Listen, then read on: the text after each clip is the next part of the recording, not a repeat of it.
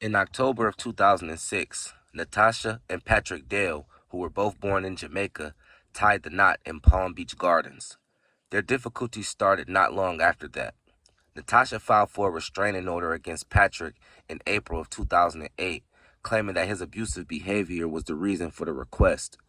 She claimed that Patrick would get angry with her and cuss at her, and that her son, who was 13 at the time, would try to stop them.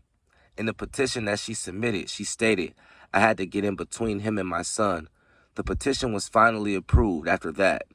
She also stated, "I am genuinely worried for myself and my children. I have no idea what my husband will do next."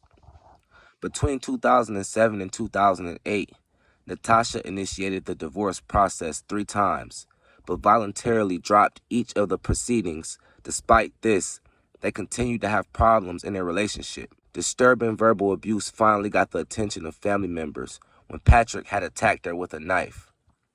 Patrick thought Natasha was cheating on him, so he pulled out a knife and attacked her and another woman in front of the other woman's house. The 2 women ran in the house, but they could still hear him yelling through the door. He called out, "Your family is going to cry today," according to court documents. He also stated, "You will be going to the morgue." He then used the knife to make an X on the driveway and cut the tires on his wife's Mercury Mountaineer. She told the officer that Patrick was getting more and more violent and that she had always taken him back because she felt sorry for him. The officer said, "She says that this incident has made her afraid for her life and that this is the last straw." He had used the knife to hurt Natasha more than 6 times. She had been to the local emergency room multiple times with cuts she got from beatings in public and in private. She had been raped, verbally abused, and many more things that just became overwhelming. He drove her to the point where her children were the only thing that kept her from killing herself. In the past 3 years, police had been to the Dell home 34 times but had never made an arrest. How could that be possible? It's hard to imagine, and it makes really no sense at all.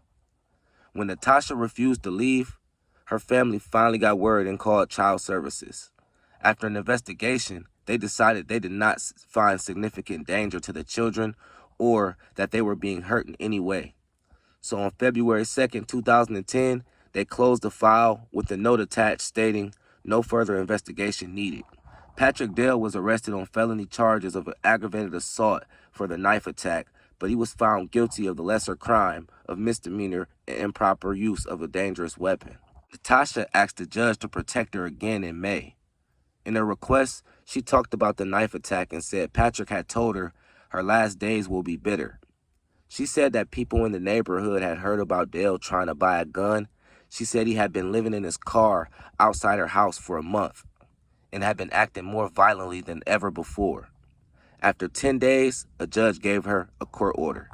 Unfortunately, that order did not keep him away. It was rumored that Patrick Dale was drinking alcohol on Sunday night by residents of the neighborhood. According to the account of one man, Patrick Dale was overheard in a restaurant threatening to murder his wife and children just before 2 in the morning. He made his way to his former residence, forced his way inside, and began firing his gun.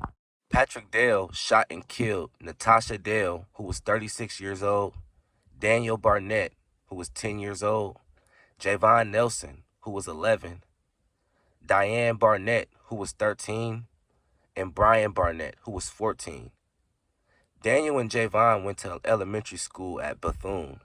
Diane went to Howard Watkins Middle School, and Brian went to Palm Beach Gardens High School and was a freshman at the time.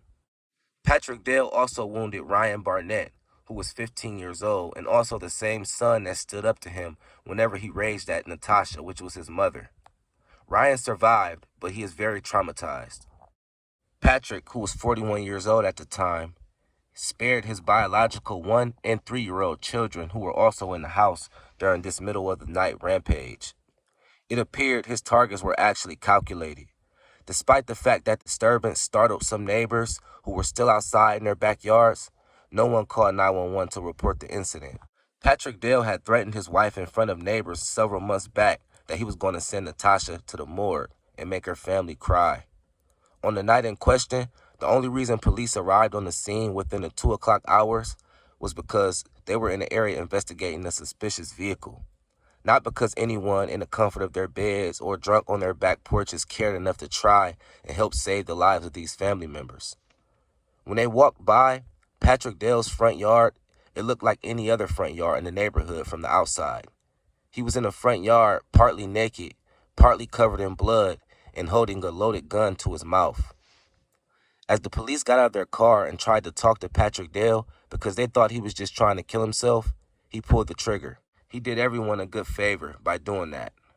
As the police looked around to figure out what happened, they entered the home and made the sad discovery of what really had taken place. Natasha's home, when her husband was not around, was a place the neighborhood children would come to play basketball, listen to music, or find any form of love to escape troubled homes. It was a place of love. On Monday, September 27th, the music, the games of hoops that happened in their yard were no more. Nothing but crime scene tape along the chain link fence and a single heart-shaped balloon tied to the mailbox. Though all the signs were clearly there, anyone in the neighborhood that knew there was a horrific violence and abuse continuing to go on day in and day out, and they did nothing about it. Well, sadly, man, this concludes our story. Rest in peace to this family. I hope you guys enjoyed. Stay tuned for more.